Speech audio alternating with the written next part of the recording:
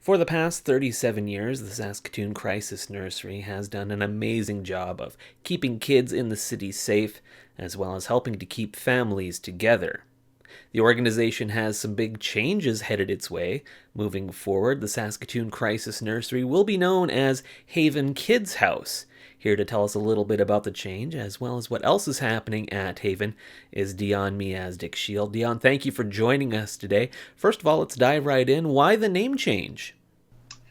I joined the agency almost 3 years ago, and the board at that time had a strategic plan, and one of the things on it was rebranding and doing a better job of telling our message.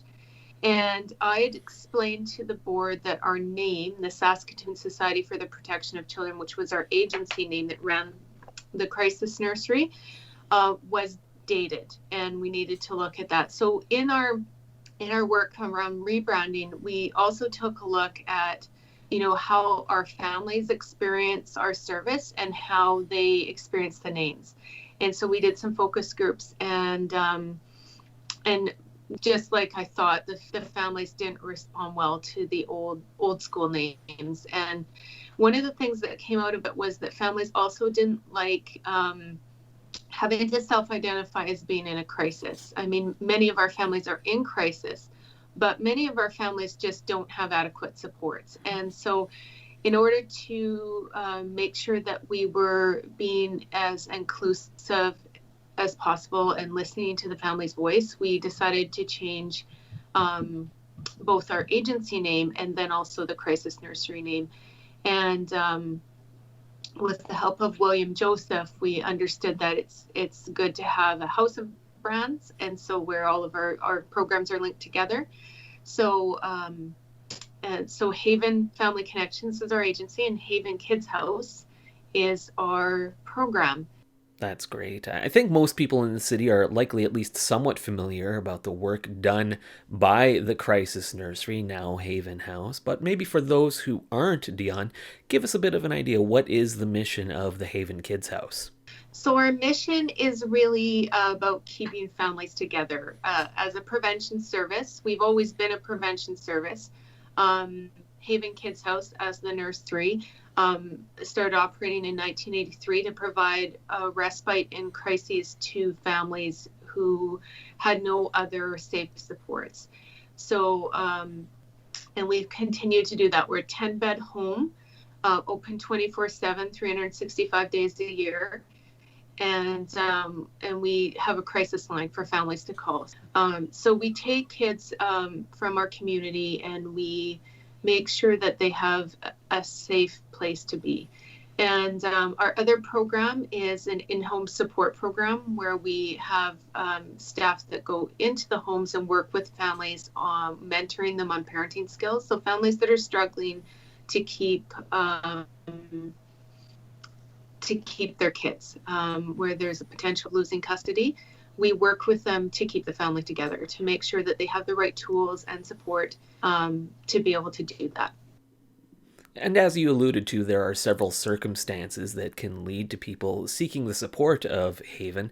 And I think for a lot of people, there's a belief out there that perhaps now that we find ourselves in this pandemic situation, that some of those circumstances are maybe being exacerbated by the COVID-19 pandemic in terms of domestic violence and that sort of thing. Is that something that you've seen there at Haven?